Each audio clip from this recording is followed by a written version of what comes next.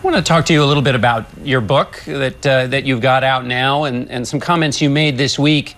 There's been a lot of talk about some comments you made in which you said the likelihood of Hitler being able to accomplish his goals would have been greatly diminished if the people had been armed.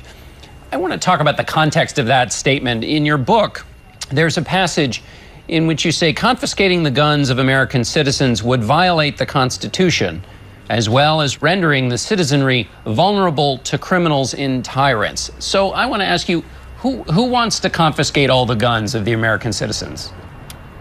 Well, what I'm talking about is the reason that we have a Second Amendment in there. You know, this is a book about the Constitution, and the Second Amendment is part of it. And it's there for the reasons that I stated in the book. Specifically, in case of an invasion by a foreign power, the people will be able to aid the military.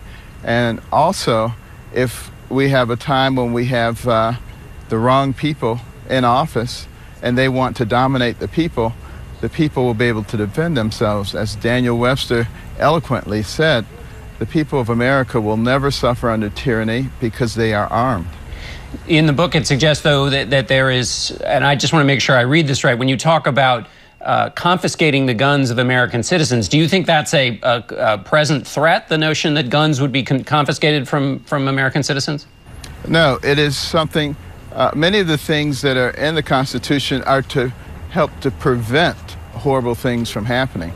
So they're in place to make sure that the people maintain their liberties and that the government remains constrained. Those are the two purposes. I think a quote that speaks to what you're talking about also in your book, you say that you were once a supporter of a ban on assault weapons and armor-piercing bullets, but then, as you say in your book, you recognized the intent of the Second Amendment, which is to protect the freedom of the people from an overly aggressive government. It sounds like you're saying that the idea of an overly aggressive government that would require that kind of a resistance is a clear and present danger.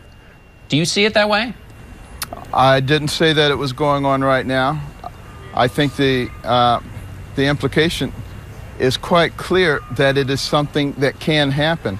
And I listed a number of countries where that kind of thing happened. The fact of the matter is, if you go to those countries well before it happened, and you had asked the people if that's going to happen in their country, they would say, oh, no, it wouldn't happen here.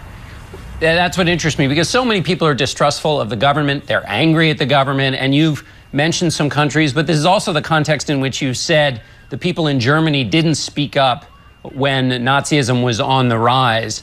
And I guess what I wonder is, do you think it's that close here, or is that just hyperbole, to use the Nazi analogies? It's not hyperbole at all. Whether it's on our doorstep or whether it's 50 years away, it's still a concern, and it's something that we must guard against. That's one of the real purposes of having a constitution. I think the founders were really quite insightful into looking at possibilities and understanding what has happened in other places and trying to put together something that would prevent that from happening here.